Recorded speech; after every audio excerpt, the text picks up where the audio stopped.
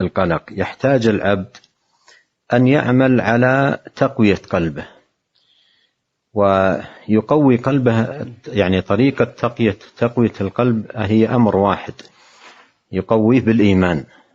لا يمكن أن يتقوى القلب إلا بالإيمان، بالثقة بالله، بالتوكل على الله سبحانه وتعالى، بالتفويض إلى الله جل وعلا، بالتسليم لقضاء الله.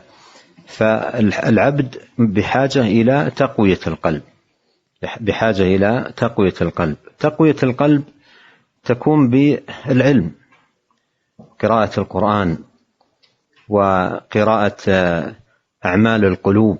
أعمال القلوب مهمة جدا أن يقرأ فيها الإنسان حتى يقوي قلبه بتلك الأعمال، يقوي قلبه بالتوكل، يقوي قلبه باليقين، يقوي قلبه بالثقة بالله، يقوي قلبه بالتفويض إلى الله عز وجل، يقوي قلبه بالرجاء ما عند الله عز وجل، يقوي قلبه بالثقة بدفاع الله عن عبده المؤمن، يقوي قلبه بهذه الأعمال القلبية العظيمة. وتقوية القلب بهذه الأشياء يحتاج أن يقرأ في فضائلها، ويقرأ في النصوص الواردة فيها، ويقرأ في ثمارها وآثارها حتى تدخل وتتمكن من قلبه.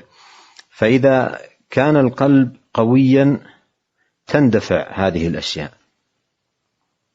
وتزول بإذن الله سبحانه وتعالى. وإذا كان القلب ضعيفا ينزعج عند المصائب وينفعل مع الأوهام والخيالات وما يرد على القلب من الأفكار السيئة. يعني بعض الناس لضعف قلبه بعض الأفكار السيئة تؤرقه وتمنعه من النوم، تمنعه من الراحة، لا لشيء إلا لمجرد أفكار سيئة وردت إلى قلبه، وتوهمات يبني عليها أشياء فيمرض بسبب ذلك، وهي مجرد أوهام، يمشي مع أوهام تؤرق قلبه،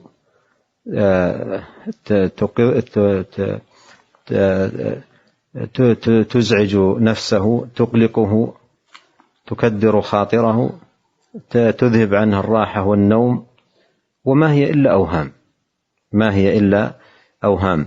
هذه الأوهام ليس لها علاج إلا تقوية القلب بالإيمان والثقة بالله والتوكل على الله سبحانه وتعالى.